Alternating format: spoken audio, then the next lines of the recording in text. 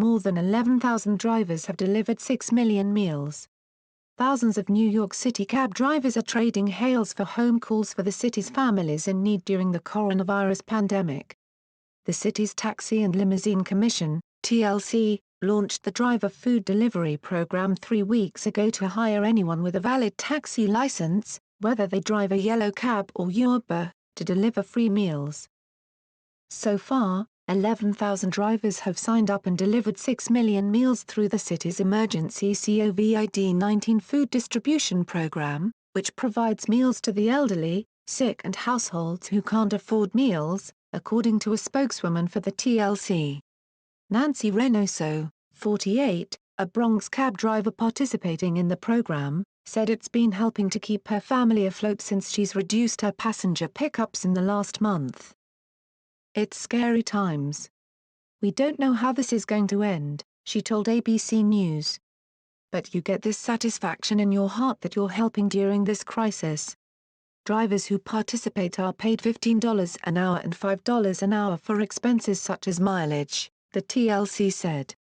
Drivers are assigned to distribution spots in each of the 5 boroughs, and a National Guard member puts the emergency food in their trunks. The driver then heads to the locations, calls the person and leaves the food packages on their doorstep. Eligible food recipients sign up for the program through the city's website or its 311 hotline.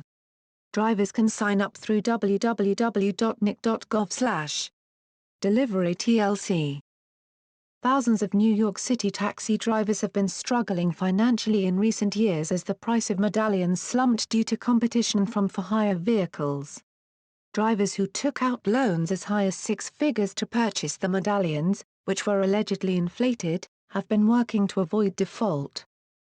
Reynoso said she used to drive 7 days a week for the food delivery program but has cut back to 6 days. She said she typically delivers to 6 households at a time, but she has seen the number of drivers at distribution centers increase recently. "I see lots and lots of more people because more people have lost their jobs," she said.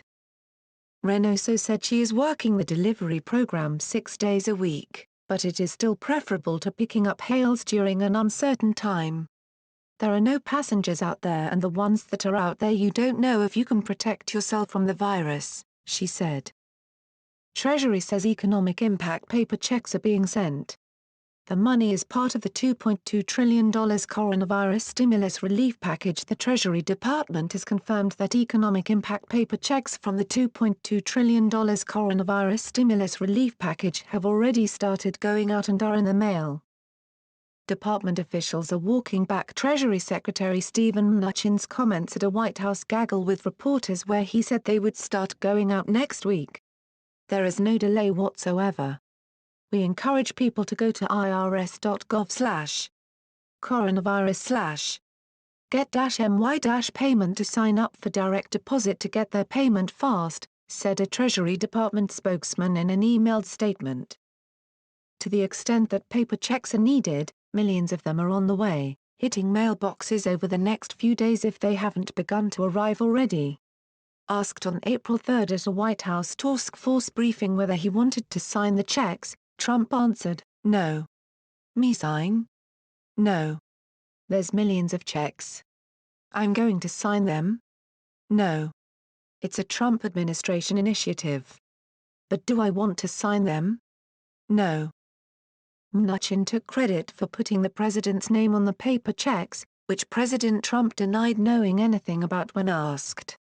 "We did put the president's name on the check, that was my idea," Mnuchin said on CNN's State of the Union. "He is the president, and I think it's a terrific symbol to the American public." Approximately 70 million Americans are expected to receive stimulus check bearing President Trump's name. The Treasury Department confirmed that some 80 million Americans have already received their stimulus checks via direct deposit, amid some initial reports of payments going to the wrong accounts.